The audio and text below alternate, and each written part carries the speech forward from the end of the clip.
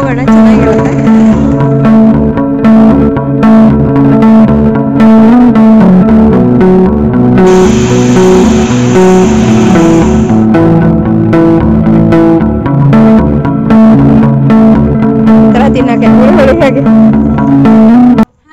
ನಮಸ್ಕಾರ, welcome back to the channel. ಹಿಂದಿನ 3 videos ಅನ್ನ ನೋಡಿದ್ರೆ ನಿಮ್ಗೆ ಗೊತ್ತೇ ಇರುತ್ತೆ. ನಾವು ಕೇರಳ ವಯನಾಡ್ಗೆ ಹೋಗಿರುವಂತ ವ್ಲಾಗ್ಸ್ ಅನ್ನೆಲ್ಲ ನಾನು ಇವಾಗ ಎಡಿಟ್ ಮಾಡಿ ಪೋಸ್ಟ್ ಮಾಡ್ತಾ ಇದೀನಿ. ಇದು 4ನೇ ವ್ಲಾಗ್. ಹಿಂದಿನ ವ್ಲಾಗ್ಸ್ ಎಲ್ಲ ನೋಡಿಲ್ಲ ಅಂದ್ರೆ ನಾನು ಡಿಸ್ಕ್ರಿಪ್ಷನ್ ಅಥವಾ ಐ ಕಾರ್ಡ್ ಅಲ್ಲಿ ಲಿಂಕ್ ಕೊಟ್ಟಿರ್ತೀನಿ, ಚೆಕ್ ಮಾಡಿ. ಇಲ್ಲಿ on the way to Suchipura water ಫಾಲ್ಸ್ಗೆ ಇಲ್ಲಿ ಟೀ ಪ್ಲಾಂಟೇಶನ್ ತುಂಬ ಚೆನ್ನಾಗಿದೆ. ಎಲ್ಲ ಇಡೀ ರೋಡ್ ತುಂಬ ಟೀ ಪ್ಲಾಂಟೇಶನ್ನೇ ಇತ್ತು. ಸೊ ಇವಾಗ ಹತ್ತಿರದಿಂದ ನೋಡೋಣ ಅಂತ ಇಲ್ಲಿ ಸ್ಟಾಪ್ ಮಾಡಿದ್ದೀವಿ. ಒಂದು 10 ನಿಮಿಷ ಇಲ್ಲಿ ಇರ್ತೀವಿ. ಬನ್ನಿ ಅಲ್ಲಿ ಹೋಗೋಣ. ಹತ್ತಿರದಿಂದ ಮಗಳಿಗೂ ನೋಡ್ಬೇಕಂತೆ ಹೇಗಿರುತ್ತೆ ಟೀ ಎಲೆಗಳು ಅಂಥೇಳಿ. ಇವಾಗ ಹಿಂಗೆ ಹೋಗ್ತಾ ಹೋಗ್ತಾ ಅವಳಿಗೂ ತೋರಿಸ್ಕೊಂಡು ಹೋಗೋಣ, ಚೆನ್ನಾಗಿರುತ್ತೆ. ನೋಡಿ ಇಲ್ಲಿ ಕಾಣಿಸ್ತಿದೆಯಲ್ಲ, ಫುಲ್ ಟೀ ಪ್ಲಾಂಟೇಶನ್. ಇಲ್ಲ, ನಾನು ಬ್ಯಾಕ್ ಕ್ಯಾಮ್ರಾದಲ್ಲಿ ತೋರಿಸ್ತೀನಿ ನಿಮಗೆ, ಕ್ಲೀನಾಗಿ ಕಾಣಿಸುತ್ತೆ.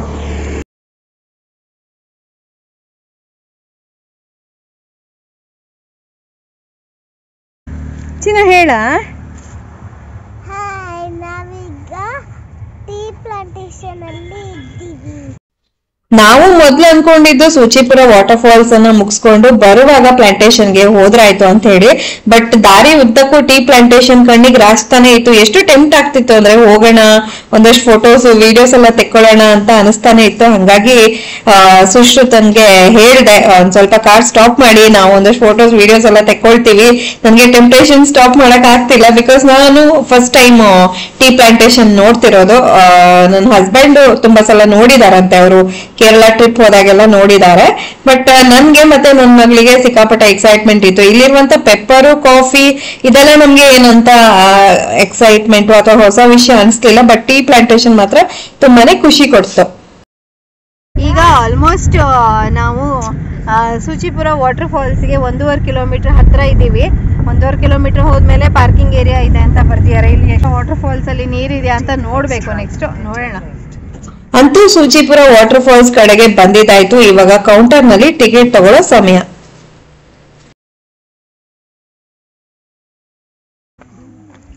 ಇಲ್ಲಿ ಆ್ಯಕ್ಚುಲಿ ನಾವಿಲ್ಲಿ ಸೂಚಿಪುರ ವಾಟರ್ ಫಾಲ್ಸಿಗೆ ಬಂದ್ವಲ್ಲ, ಪಾರ್ಕಿಂಗಿಗೆ ಎಷ್ಟು ತಗೊಂಡ? 65 ಪಾರ್ಕಿಂಗಿಗೆ 30 ರೂಪೀಸ್ ತೊಗೊಂಡಿದ್ದಾರೆ. ಅದಾದಮೇಲೆ ಎಂಟ್ರೆನ್ಸ್ಗೆ ಪರ್ ಅಡಲ್ಟು 65 ರೂಪೀಸು. ಆಮೇಲೆ ಮಕ್ಕಳಿಗೇನೋ ಅಷ್ಟಿಲ್ಲ.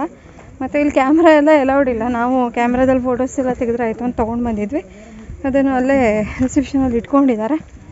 ಸೊ ಮತ್ತು ಇವಾಗ ನೋಡಬೇಕು, ಮುಂದೆ ಹೋಗಿ ನೋಡೋಣ ನೀರಿದೆಯಾ ಏನು ಅಂತ.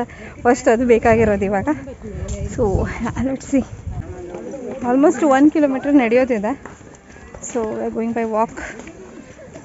ಸ್ವಲ್ಪ ನಡೆಯೋಕ್ಕಾಗದೇ ಇರೋರೆಲ್ಲ ಅವಾಯ್ಡ್ ಮಾಡ್ಬೋದು ಅನಿಸುತ್ತೆ. ಇಲ್ಲಿಂದ ಆಲ್ಮೋಸ್ಟು ಈ ಸೂಚಿಪುರ ಜಲಪಾತ ಸೌಂಡ್ ಕೇಳ್ತಾ ಇದೆ. ಕೇಳಿಸ್ತಾ ಇದೆಯಾ ಅಂತ ಹೋಗೋಣ. ತುಂಬ ಚೆನ್ನಾಗಿದೆ ಎನ್ವೈರ್ಮೆಂಟು. ಇವತ್ತಷ್ಟು ಕ್ರೌಡ್ ಇಲ್ಲ. So good thing.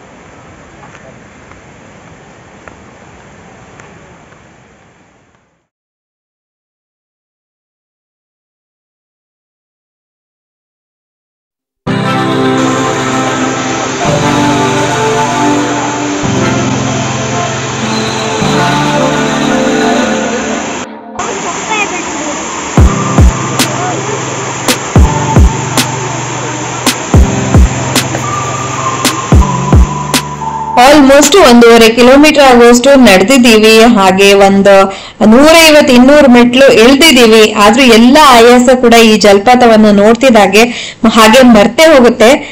ಆಕ್ಚುಲಿ ನೀರು ಚೆನ್ನಾಗೇ ಇತ್ತು. ನಾನು ನೀರು ಇರತ್ತೋ ಇಲ್ವೋ ಅನ್ಕೊಂಡು ಹೋಗ್ತಾನೆ ಇದೆ ಡೌಟ್ ಅಲ್ಲೇ. ಮಗಳಂತೂ ನೀರ್ ಕಂಡಿದ್ದು ಆಟ ಆಡ್ಬೇಕು, ಆಟ ಆಡ್ತೀನಿ ಅಂತ ಹಠ ಮಾಡೋದೊಂದೇ ಮಾಡ್ತಾ ಇದ್ಲು. ನಾವು ಅಷ್ಟೇ ನೀರ್ ಕಂಡ ಮೇಲೆ ಅವಳಿಗೆ ಆಟ ಆಡಕ್ಕೆ ಬಿಟ್ವಿ. ಡ್ರೆಸ್ ಎಲ್ಲ ಪೂರ್ತಿಯಾಗಿ ಒದ್ದೆ ಮಾಡ್ಕೊಂಡ್ಲು. ಇನ್ನೊಂದ್ ಸೆಟ್ ಡ್ರೆಸ್ ನನ್ನ ಕಾರಲ್ಲಿತ್ತು. ಆಮೇಲೆ ನಾವು ಮೆಟ್ಲುಗಳನ್ನೆಲ್ಲ ಹತ್ಕೊಂಡು ಹೋಗಿದ ನಂತರ ಡ್ರೆಸ್ ಚೇಂಜ್ ಮಾಡಿದಾಯ್ತು. ಅದಾದ್ಮೇಲೆ ನಾನು ಕೂಡ ಸ್ವಲ್ಪ ಹೊತ್ತು ನೀರಲ್ಲಿ ಆಟ ಆಡೋಣ ಅಂತ ಹೋದೆ. ನನಗಂತೂ ನೀರು ಇರೋ ಜಾಗಗಳು ಸಿಕ್ಕಾಪಟ್ಟೆ ಇಷ್ಟ ಆಗತ್ತೆ. ನೀರಲ್ಲಿ ಆಟ ಆಡೋದು ಅಂದ್ರೆ ತುಂಬಾನೇ ಇಷ್ಟ. ಆದ್ರೆ ನಾನು ಮನಸ್ಫೂರ್ತಿಯಾಗಿ ಆಡಕ್ ಆಗಿಲ್ಲ ಅಂತಾನೆ ಹೇಳ್ಬೋದು. ಆದ್ರೂ ಸ್ವಲ್ಪ ಆಡ್ದೆ, ಯಾಕಂದ್ರೆ ಸಿಕ್ಕಾಪಟ್ಟೆ ರಶ್ ಕೂಡ ಇತ್ತು. ಮತ್ತೆ ನಮ್ಗೆ ಇಲ್ಲಿ ಒಂದ್ ಜಾಗ ಕೂಡ ಸಿಗ್ತಾ ಇರ್ಲಿಲ್ಲ. ಮತ್ತೆ ಮಗಳನ್ನು ಜೊತೆಲಿ ಮೇಂಟೈನ್ ಮಾಡ್ಬೇಕಲ್ವಾ, ಹಂಗಾಗಿ ನಂದೊಂದೇ ನೋಡ್ತಾ ಇದ್ರೆ ಆಗಲ್ಲ. ನಿಂಗೆ ಈಗ ಹ್ಯಾಪಿ ಆಯ್ತಾ? Are you happy? ಹಾ ಸವಿ, ನಾವು ಜಲಪಾತ ನೋಡ್ಕೊಂಡು ಬಂದಿದ್ದಾಯ್ತು, ವಾಪಸ್ ಹೊರಟ್ವಿ. ತುಂಬ ಚೆನ್ನಾಗಿದೆ ನೋಡಿ, ಕಾಣಿಸುತ್ತೆ. ಬಹುಶಃ ಮಳೆಗಾಲ ಟೈಮಲ್ಲಿ ಬಂದರೆ ಇನ್ನೊಂದು ಜಾಸ್ತಿ ನೀರು ಇರ್ಬೋದು. ಸೊ ಈಗ ಹೋಗ್ತಾ ಇದ್ದೀವಿ.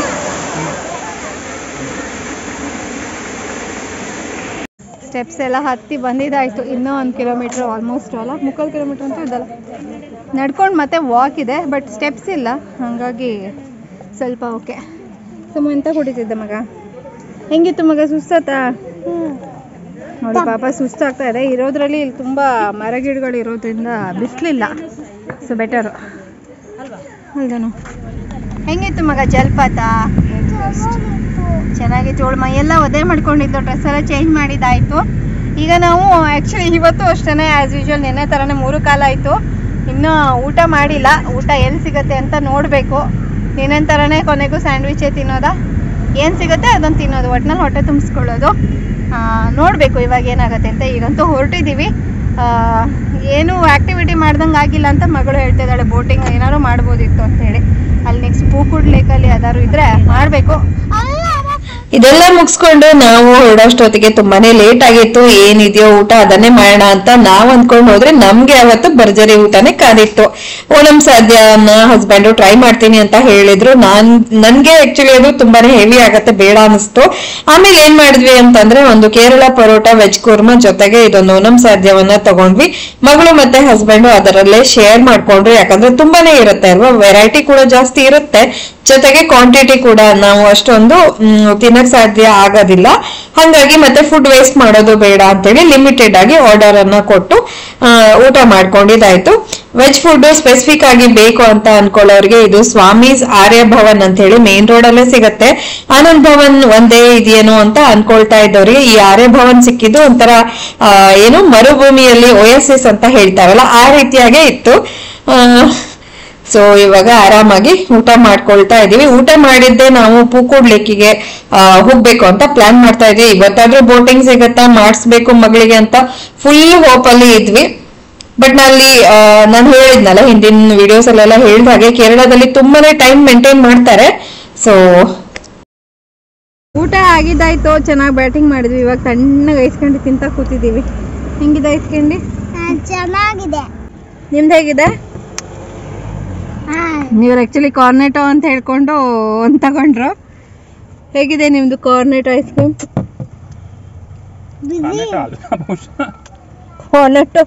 ಕಾರ್ನೆಟೋ ಅಲ್ಲ, ಇದು ಯಾವುದೋ ಲೋಕಲ್ ಬ್ರ್ಯಾಂಡ್ ಕೊಟ್ಟಿದ್ದಾರೆ.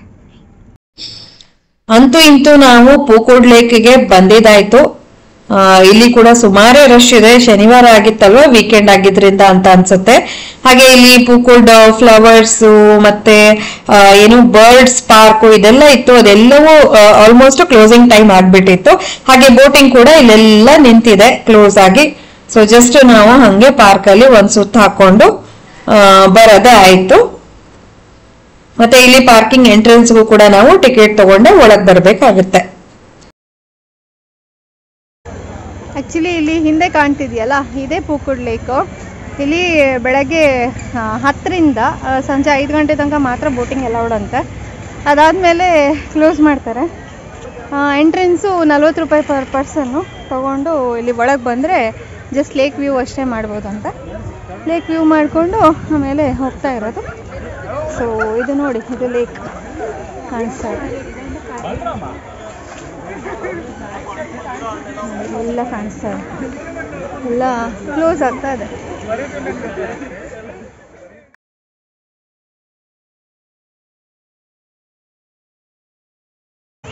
ಮಗಳಂತೂ ಅಲ್ಲಿ ಆಡ್ತೀನಿ ಅಂತ ಹೋಗಿದ್ದಾಳೆ. ತುಂಬ ಸುಸ್ತಾಗಿದೆ, ನಾನು ಇಲ್ಲೇ ಕುತ್ಕೊತಾ ಇದ್ದೀನಿ. ಒಂದು ಸ್ವಲ್ಪ ಹೊತ್ತು ಆಡಿಬಿಟ್ಟು ಅವಳು ಬರ್ತಾಳೆ. ಬೋರ್ ಬರ್ತಾಳೆ, ಸುಸ್ತಾಯಿತು ಬೆಳಗ್ಗೆಯಿಂದ ಓಡಾಡಿ. ಆ್ಯಕ್ಚುಲಿ ಅಲ್ಲಿ ಜಲಪಾತಕ್ಕೆ ತುಂಬಾ ನಡೆಯೋದಿರುತ್ತೆ. ಕಾಲೆಲ್ಲ ಹಿಡ್ಕೊಂಡು ಬಿಟ್ಟಿದೆ. ಒಳ್ಳೆ ಲೆಗ್ ವರ್ಕೌಟ್ ಮಾಡಿದಾಗ ಹಿಂಗಾಗತ್ತಲ್ಲ ಆ ಥರ ಆಗ್ತಾಯಿದೆ. ಸೊ ನೋಡಬೇಕು.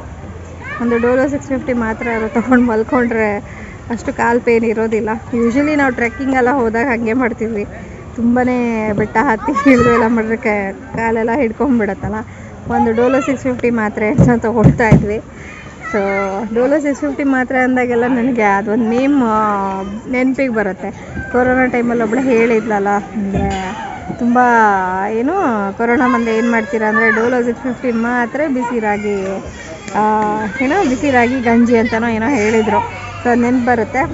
ಬಟ್ ಇವತ್ತು ಒಂದು ಡೋಲೋ 650 ಮಾತ್ರೆ ತೊಗೊಳ್ಳೋದೆ ಅಷ್ಟು ಕಾಲೆಲ್ಲ ಹಿಡ್ಕೊಂಡ್ಬಿಟ್ಟಿದೆ. ಸೊ ಅದೇ ಇನ್ನು ಇವಳು ಆಟ ಮುಗಿಸ್ಕೊಂಡು ಬರೋ ತನಕ ನಾನಿಲ್ಲಿ ಶಿವ ಅಂತ ಕೂತ್ಕೊಂಡಿರ್ತೀನಿ.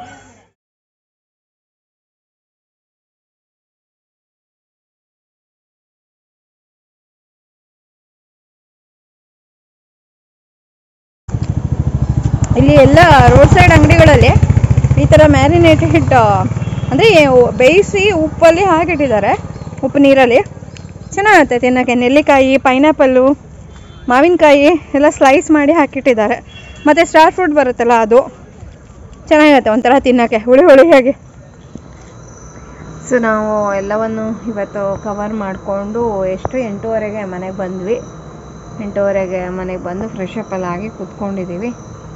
ಇನ್ನೇನೋ ರಾತ್ರಿ ಊಟ ಮಾಡಿ ಮಲ್ಗೋದಷ್ಟೇ. ಸೊ ಇವತ್ತಿನ ವ್ಲಾಗನ್ನು ನಾನು ಇಲ್ಲಿಗೆ ಮುಗಿಸ್ತಾ ಇದ್ದೀನಿ. ನಾಳೆ ಯಾವ್ಯಾವ ಪ್ಲೇಸ್ ಕವರ್ ಮಾಡಬೇಕು ಅಂಥೇಳಿ ಒಂದು ಸ್ವಲ್ಪ ಕೂತ್ಕೊಂಡು ಪ್ಲ್ಯಾನ್ ಮಾಡೋದಿದೆ. ಸೊ ಇನ್ನೊಂದು ನೆಕ್ಸ್ಟ್ ನಾಳೆನ ವ್ಲಾಗ್ನೊಂದಿಗೆ ಭೇಟಿ ಆಗೋಣ. ಅಲ್ಲಿವರೆಗೂ ಎಲ್ರಿಗೂ ಧನ್ಯವಾದಗಳು. ವೀಡಿಯೋಸ್ ನಿಮಗೆ ಇಷ್ಟ ಆಗ್ತಿದ್ರೆ ಪ್ಲೀಸ್ ಒಂದು ಲೈಕ್ ಕೊಡಿ. ಚಾನಲ್ಗೆ ಹೊಸಬರಾಗಿದ್ದಲ್ಲಿ ಸಬ್ಸ್ಕ್ರೈಬ್ ಮಾಡ್ಕೊಂಡು ನೋಡಿ ಅಂತ ಹೇಳ್ತಾ ಇನ್ನೊಂದು ಹೊಸ ವ್ಲಾಗ್ನೊಂದಿಗೆ ಭೇಟಿ ಆಗೋಣ. ಅಲ್ಲಿವರೆಗೂ ಎಲ್ರಿಗೂ ಧನ್ಯವಾದಗಳು. Take care and bye.